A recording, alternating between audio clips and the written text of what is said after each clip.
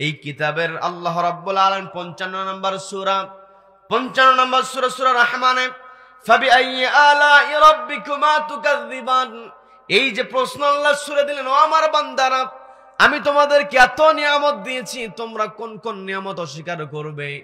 আমি শুধুমাত্র 2-3টা কথা বলেছি, বিরক্ত হচ্ছেন নাকি? আমি একবার বললাম অক্সিজেনের কথা, আরেকবার বললাম চোখের কথা, আরেকবার বললাম বিশাল সূর্যের কথা। এই সূর্যের আলো যদি পৃথিবীতে আসা বন্ধ হয়ে যায়, আমি আপনি বাঁচবো নাকি? আমি আপনি বাঁচবো না। আবার সূর্য যেই জায়গা আছে সেই জায়গা থেকে সামান্য যদি 1 ইঞ্চি যদি নিচের দিকে নেমে আসে, গোটা দুনিয়া পুরে তামা হয়ে যাবে, বলেন আল্লাহু আকবার। আবার সূর্য যদি তার জায়গা থেকে 1 ইঞ্চি 1 ফুট উপরে চলে যায়, গোটা দুনিয়াতে বরফে রূপান্তরিত হয়ে যাবে, বলেন আল্লাহু আকবার। এই যে এত এত নিয়ামতের কথা আল্লাহ বলছেন, গাছের কথা আল্লাহ বলেন ওয়ান নাজমু আশ-শাজার, এই যে গাছের কথা আল্লাহ বলেছেন, এই গাছটাও পর্যন্ত আল্লাহর শুকরিয়া আদায় করে। আমি আপনি পরিবেশের মধ্যে যে অক্সিজেন পাই, আমি শুরুতেই বলেছিলাম 7 থেকে 8 লিটার অক্সিজেন আমি আপনি পরিবেশ থেকে গ্রহণ করছি। এই অক্সিজেন দিয়ে দেয় আমাদেরকে গাছ। গাছ যদি না থাকে অক্সিজেন পাবো নাকি? সবাইকে বলতো অক্সিজেন পাবো নাকি?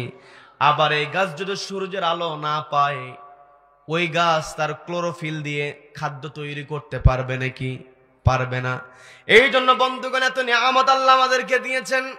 এই সূরা রহমানের মধ্যে আল্লাহ রাব্বুল আলামিন ফাবিআইয়ি আলাই রাব্বিকুমা তুকাযযিবান এই শব্দ, এই আয়াতটা বারবার উচ্চারণ করে আমাকে আপনাকে স্মরণ করিয়ে দিতে চেয়েছেন, ও আমার বান্দারা তোমাদেরকে আমি কোরআন দিলাম, তোমাদেরকে আমি সূর্যের আলো দিয়ে দিলাম, তোমাদেরকে আমি গাছপালা দিলাম যেগুলো দিয়ে তোমরা উপকৃত হবে।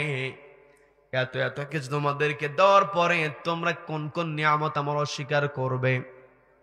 আল্লাহ তার চ্যালেঞ্জ ছুঁয়ে দিয়েছেন। আল্লাহ রাব্বুল আলামিন আমাকে আপনাকে এই চ্যালেঞ্জ কোরআনের মধ্যে ছড়িয়ে দিয়েছেন। আমি আপনি যদি হাজারো চেষ্টা করি, আমি আল্লাহ রাব্বুল আলামিন স্পষ্ট জানিয়ে দিলেন। আয়াত নাম্বার হলো 33 নাম্বার। আল্লাহ বলছেন ইয়া মা'শারাল জিন্নি ওয়াল ইনস, আল্লাহ রাব্বুল আলামিন আমাকে আপনাকে বলছেন ইয়া মা'শারাল জিন্নি ওয়াল ইনস ইন ইসতাতা'তুম আন তানফুযু মিন আকতারিস সামাওয়াতি ওয়াল আরদি ফানফুযু। আল্লাহ রাব্বুল আলামিন এই জায়গাতে আমাকে আপনাকে যে চ্যালেঞ্জটা ছুড়ে দিয়ে বলছেন, তোমরা যদি চাও এই পৃথিবীর বাহিরে আমার যে কর্তৃত্ব আছে, কর্তৃত্বের বাহিরে তোমরা কোথাও যেতে পারবে নাকি? আমি একেবারে সারাংশ বললাম, ভেঙে ভেঙে আর অনুবাদ করলাম না, অনেক সময় লেগে যাবে। এই যে আল্লাহ রাব্বুল আলামিন আমাকে আপনাকে চ্যালেঞ্জ ছুড়ে দিয়েছেন, এতগুলো কথা, এত এত চ্যালেঞ্জ রব্বুল আলামিন আমাকে আপনাকে দিয়েছেন একটাই কারণ, এই পৃথিবীতে আল্লাহ যে কোরআন দিলেন, এই কোরআনের আলোকে আমাকে আপনাকে সমাজ পরিচালনা করতে হবে। কি কথা বলেন? কি কথা বলেন? আমি আপনি জুমার নামাজে যাই, যেখানে খতিব সাহেব বসে আছেন, তিনি যখন সানি খুতবা শেষ করেন, সানি খুতবা শেষ করার সময় তিনি একটা আয়াতে কারিমা তেলাওয়াত করেন, যে আয়াতটা হলো পবিত্র কোরআনের 16 নম্বর সূরা। সবাইকে বলতে হবে কত নম্বর সূরা? সবাই বলেন, সবাই বলেন। 16 নম্বর সূরা, সূরা নাহলের 90 নম্বর আয়াত। ইমাম সাহেব শেষ করেন ইন্নাল্লাহা ইয়া'মুরু বিল আদলি ওয়াল ইহসান ওয়া ইতা'i যিল কুরবা। এতদূর পর্যন্ত যেতে হয় না ভাইজান। যখন এই আয়াতটা শুরু করেন ইন্নাল্লাহা ইয়া'মুরু বিল আদল, এই পর্যন্ত যাওয়ার সঙ্গে সঙ্গে ইমাম সাহেবের ওই আয়াতটা তেলাওয়াত শোনার সঙ্গে সঙ্গে মুসল্লিরা গা ঝাড়া দেয়। এই তো এখন খুতবা শেষ, দাঁড়াতে হবে। কি কথা বলেন? কি কথা বলেন? এই জন্য আমি আপনাকে কয়েকবার জিজ্ঞাসা করেছি কত নম্বর সূরা? সবাই বলেন কত নম্বর সূরা? 16 নম্বর সূরা, আয়াত নাম্বার হলো 90। প্রত্যেক জুমায় শুনতে শুনতে আমার আপনার প্রায় ঠোঁটস্থ হয়ে গিয়েছে। শুধুমাত্র আমি আপনি বুঝতে পারি এই তো ইমাম সাহেবের খুতবা শেষ, এখন দাঁড়াতে হবে।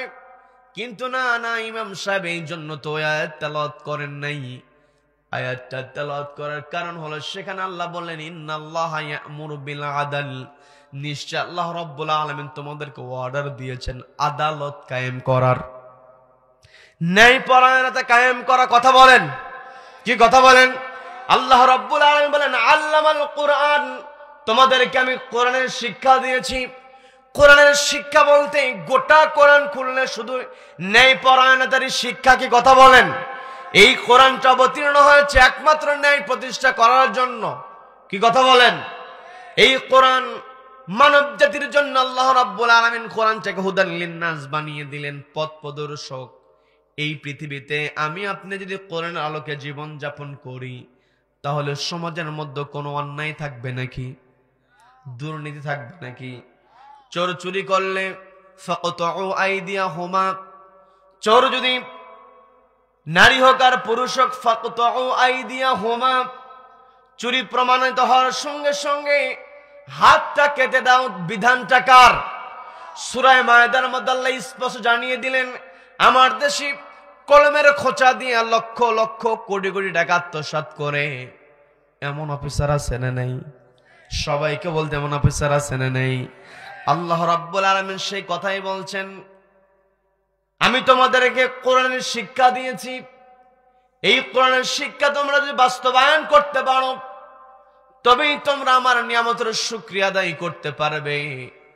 আজকে আমার দেশে চোর চুরি করলে যদি কোরআন আলোকে একটা অফিসারের হাতটা কেটে দেওয়া হতো, বাকি অফিসার এমনিতেই ভালো হয়ে যেত। কথা বলেন ঠিক কিনা?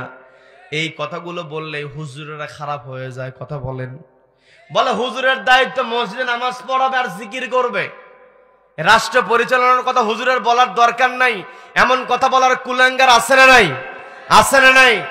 যখন হুজুরেরা আল্লামাল কুরআন, আল্লাহ সূরা রহমানের মধ্যে বললেন কোরআনের শিক্ষা আল্লাহ সবই দিয়েছেন, তিবিয়ানান লিকুল্লি শাই, প্রত্যেকটা শিক্ষা আল্লাহ রাব্বুল আলামিন কোরআনের মধ্যে দিয়েছেন।